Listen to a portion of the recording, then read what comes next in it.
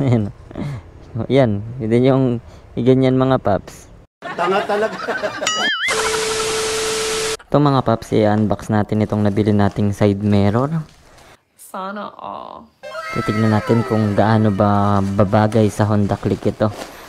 So naisipan nating magpalit ng side mirror sa ating Honda Click mga paps, para naman may bago sa ating motor. Pwede na! Wow naman! Wow! Wow! So ito yung style ng box niya mga paps. Ducati style side mirror. So ganda din ng box, no? Nakuha natin itong mga paps sa TikTok. Gintayaan na lang natin ito. Akala ko may kasamang tools. Hindi pala tayo binigyan ng tools. So ito yung itsura niyan mga paps. Lagyan na natin yan sa ating Honda Click. Babaklasin muna natin tong stock side mirror natin dito mga paps. Papalitan ko na siya kasi kinalawang na rin mga paps eh. Pwede namang i-repaint siya ulit, pero next time na lang. Ito muna ipalit natin, tong Ducati style na side mirror, para pumugi naman tong Honda Click natin. Baligtad pala yung pagtanggal dito mga paps. Ano siya, yung pahigpit niya ay clockwise, yung paluwag niya ay clockwise. Dito natin nakakabit mga paps sa may crossbar.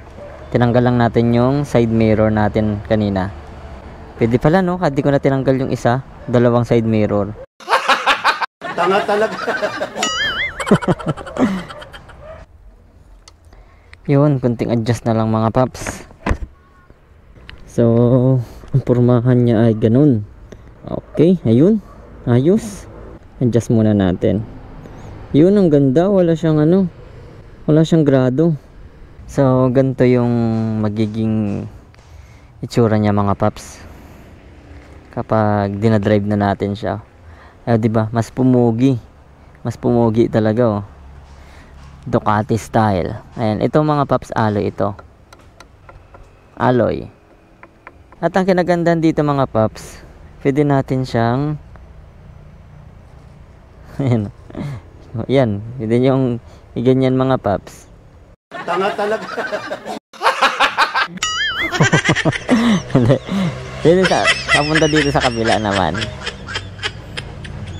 So ito mga paps, natapos na natin ikabit ang Ducati style na side mirror at glossy. Matte black lang ang kulay niya mga paps, hindi siya glossy, pero goods. So nakuha natin ito sa TikTok at may panibagong dagdag porma na naman sa ating Honda Click. Ay hindi, ito lang yung unang porma palang nilagay natin ngayon. Sana all. At susubukan natin ngayon mga paps. So ito mga paps, kitang kita talaga natin. Malaki din yung side mirror, pasok yung 4 fingers. Ayan kitang kita talaga, malawak yung nakikita natin sa likod. Parang ganun din kalaki sa pinalit natin, pero ang kinagandahan mas maporma ito mga paps. Ayan kitang kita yung likod. Ang porma niya rin tignan kahit nandito tayo nakaupo mga paps sa harapan. Pagdating sa LTO mga paps, goods pa rin naman ito. Hindi tayo masisita dahil hindi naman ito maliit. Kasyang kasya yung 4 na daliri natin. At okay naman yon sa LTO.